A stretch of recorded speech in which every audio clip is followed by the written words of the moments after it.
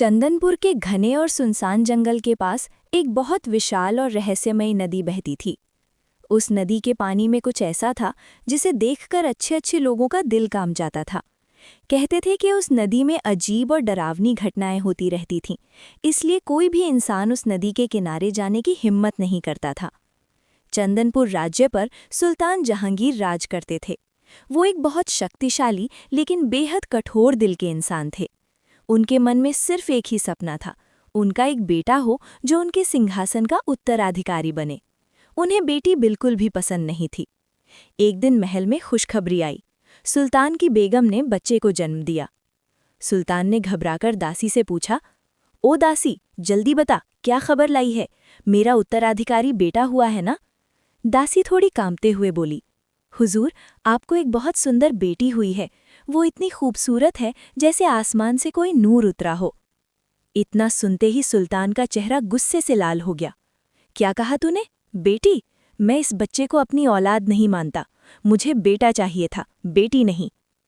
फिर सुल्तान ने क्रूर आदेश दिया, इस बच्ची को तुरंत उस रहस्यमयी नदी में फेंकाओ, अभी के अभी। इसे मेरी नज़रों से दूर ले जाओ। दासी डर गई। वो बोली, लेकिन हुजूर, जब बेगम साहिबा को होश आएगा तो मैं क्या जवाब दूंगी? सुल्तान ने ठंडे स्वर में कहा, उन्हें कह देना कि उनका बेटा हुआ था लेकिन जन्म के तुरंत बाद मर गया। अब जाओ, देर मत करो। दासी के पास कोई और रास्ता नहीं था। वो रोते हुए उस नन्ही बच्ची को गोद में लेकर महल से निकल पड़ी। रात का समय था, चारों तरफ सन्नाटा था। हवा भी अजीब सी आवाजें कर रही थी। जैसे जैसे दासी नदी के पास पहुंची, उसका डर बढ़ता जा रहा था। नदी के पास पहुंचते ही उसने देखा, पानी काला पड़ चुका था और उसमें से अजीब सी चमक निकल रही थी। ऐसा लग रहा था जैसे नदी जिंदा हो। दासी की आंखों में आंसू थे। हे खुदा, मैं क्या कर रही हूं? तभी अचानक नदी के पानी में हलचल हुई, जैसे कोई अंदर से उसे बुला रहा हो। डर के मारे दासी के हाथ कांपने लगे। उसने बच्ची को कसकर पकड़ लिया, लेकिन तभी एक रहस्यमयी आवाज आई, डरो मत, इस बच्ची को हमें दे दो। दासी घबरा गई। उसने इधर उधर देखा, लेकिन वहां कोई नहीं था। आवाज फिर आई, ये बच्ची आम नहीं है, इसका भाग्य बहुत बड़ा है। दासी समझ नहीं पाई कि क्या करे। डर और मजबूरी के बीच उसने आखिरकार बच्ची को धीरे से नदी में छोड़ दिया और तुरंत वहां से भाग गई। लेकिन जैसे ही बच्ची पानी में गिरी, वो डूबी नहीं। नदी का पानी अचानक चमकने लगा और उस बच्ची को पानी ने जैसे गोद में उठा लिया। उसी समय नदी के अंदर से एक दिव्य स्त्री प्रकट हुई। उसकी आंखों में अजीब सी शक्ति थी। उसने बच्ची को उठाकर कहा, तुम्हें मरने के लिए नहीं, कुछ बड़ा करने के लिए भेजा गया है। उसने उस बच्ची का नाम रखा नूरा। समय बीतता गया। नूरा नदी के रहस्यमयी लोक में बड़ी होने लगी। उसे जादुई शक्तियां मिलने लगीं। वो पानी को नियंत्रित कर सकती थी और दूर दूर तक होने वाली घटनाओं को देख सकती थी।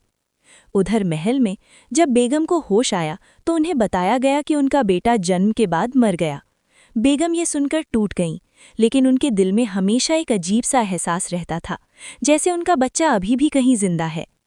सालों बाद चंदनपुर राज्य पर एक बड़ी मुसीबत आ गई। वही रहस्यमयी नदी अब उफान पर थी। पानी बढ़ता जा रहा था और पूरे राज्य को डुबोने की धमकी दे रहा था। लोग डर गए। सुल्तान भी परेशान हो गया। तभी एक दिन महल के सामने एक युवती आई। उसकी आंखों में चमक थी और उसके चेहरे पर अजीब सा आत्मविश्वास। वो बोली, मैं इस नदी को शांत कर सकती हूँ। सुल्तान ने उसे देखा और पूछा, तुम कौन हो? वो मुस्कुराई, मैं वही हूँ जिसे आपने कभी अपनाया नहीं। सुल्तान कुछ समझ नहीं पाया। तभी नदी में फिर से हलचल हुई। पानी महल की तरफ बढ़ने लगा। नूरा आगे बढ़ी और उसने अपनी आंखें बंद कर लीं। उसने हाथ उठाया और अचानक नदी शांत होने लगी।